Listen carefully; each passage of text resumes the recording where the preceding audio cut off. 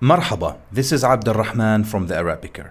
In this video, we will learn the two types of Arabic sentences in Arabic, namely nominal sentences, verbal sentences, and the differences between them.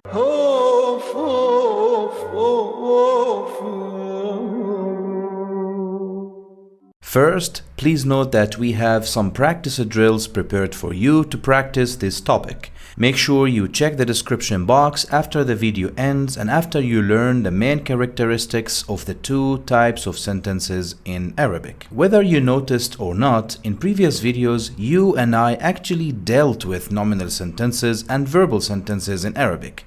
Take, for example, the following sentence that we discussed in some previous videos. الأولاد لعبوا في الحديقة كثيرا الصيف الماضي. This is a nominal sentence, while the sentence دخلت الغرفة قبل ساعة is a verbal sentence. So what's the deal here? Before we delve deeper into the topic, let's discuss the terminologies here as we always do. Our topic obviously is أنواع الجملة العربية, which means أنواع, the types of الجملة, the sentence that is Arabic, the types of Arabic sentences. So the one that we have here, we said it's a nominal sentence, which means in Arabic جملة اسمية. Do you remember the word ism that we have learned earlier? Ism, a noun. So this is an adjective derived from this word. So جملة اسمية, nominal sentence. While the type of sentence that we have here is called جملة فعلية. Let's have them in definite form. الجملة الفعلية, the verbal sentence. Remember the word فعل, a verb or an action. And also here الجملة الاسمية, which means the nominal sentence. If you pay close attention to these two sentences, do you observe the main differences between the two? You might have noticed that the first sentence that we have here started with the noun الاسم الأولاد, while the second sentence that we have here started with the verb الفعل دخلتي. In order to have a more complete picture of these two types of sentences and the main characteristics of them, let's discuss together some sentences in Arabic and how they would look if they were following the جملة اسمية structure, the nominal sentence structure, compared to a جملة فعلية, a verbal sentence structure. Please note that I will use the same sentences that we formed together in the previous two videos. And notice that all the vocabulary that I will use in our sentences are taken from our free Arabic Essentials material. Make sure you have it to follow along. It's a list of more than 180 common words, nouns, verbs, and particles in Arabic. Check out the page of this course on our website. We had this sentence before.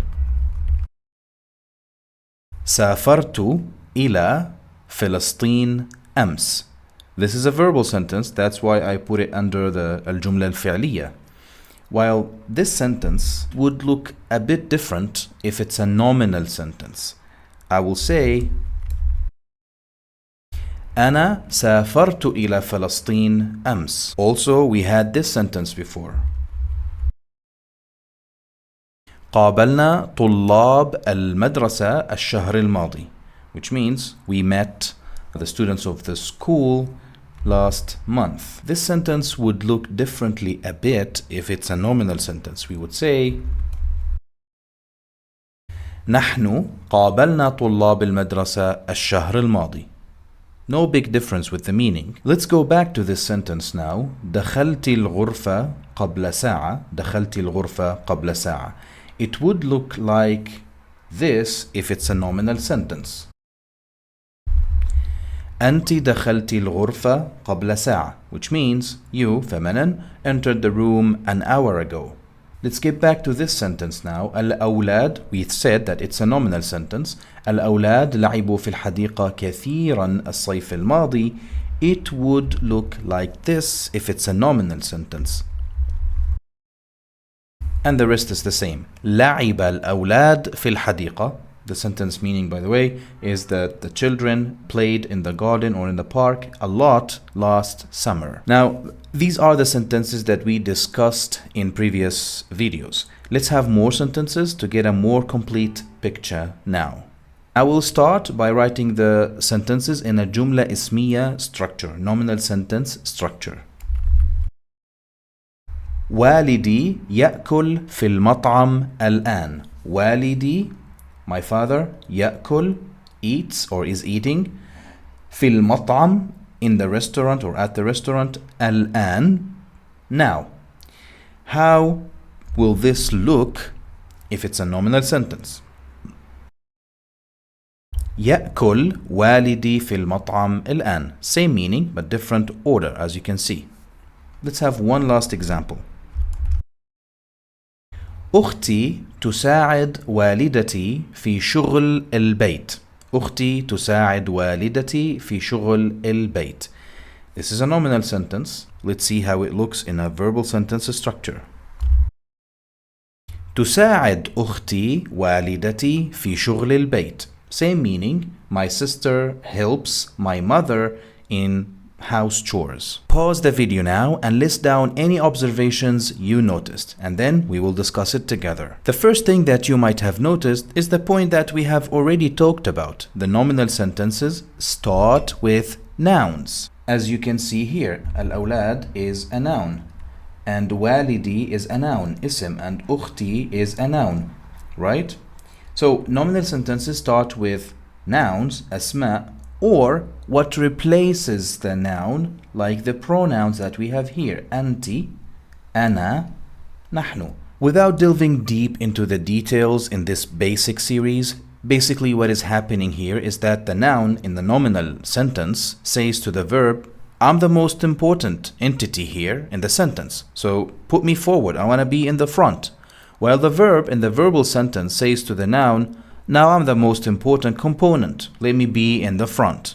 This is basically what is the main difference between جملة اسمية and جملة فعلية. Of course, there are more details to this, but in this basic series, we will suffice with this. The second thing that you might have noticed is that in all of the sentences, we just simply swapped between the noun and the verb. As you can see here, أختي تساعد becomes تساعد أختي. والدي يأكل becomes يأكل والدي. For the pronouns once, we didn't repeat the pronoun because this would sound redundant in Arabic. أنتِ دخلتِ, we just sufficed with دخلتِ.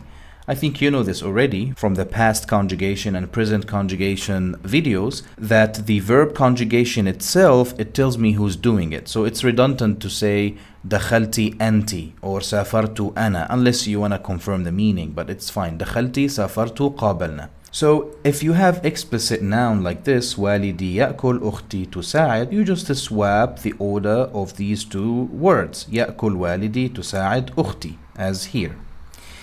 Except this one here, الأولاد لعبوا. If you notice that, in this sentence, something interesting happened is that in the verbal sentence, the verb was conjugated for singular form. الأولاد is children, plural, but we said لعب, لعب الأولاد. Why is that? Pay attention here to this simple rule. If you have the verb subject order, verb first, subject order, i.e. verbal sentence basically, and the subject is the noun mentioned explicitly, not a pronoun, I mean, then your verb has to agree with the gender of the subject only. No need to conjugate it to the plurality form or dual form. In this series we're not discussing dual, but generally speaking. So we say لعب الأولاد, لعب الأولاد. You just agree in the gender. If al-awlad was feminine entity, for example, you would expect la'ibat and not a plural conjugation. I hope that is clear. Let's now systematically discuss the structure and the terminologies of each type. So we have الجملة الاسمية, which is a nominal sentence. You already know that. الجملة الاسمية consists of two main components. Al-Mubtada. You can think of Al-Mubtada as the subject. And the second component we have is الخبر. You can think of it as the predicate in English grammar maybe. By the way, al-khabar is the singular word of al-akhbar. You might heard of that. It's news. So basically, we have the subject, al-mubtada, what we begin the sentence with, and there is a news about it. I want to tell you, I want to inform you specific things about this mubtada, al-khabar, the predicate. You need to pay attention also that al-mubtada can be one of two words, one of two things, let's say. Ism, a noun, or damir. So the mubtada can take the form of a noun, okay, or can take the form of a damir, as we have seen in the previous videos.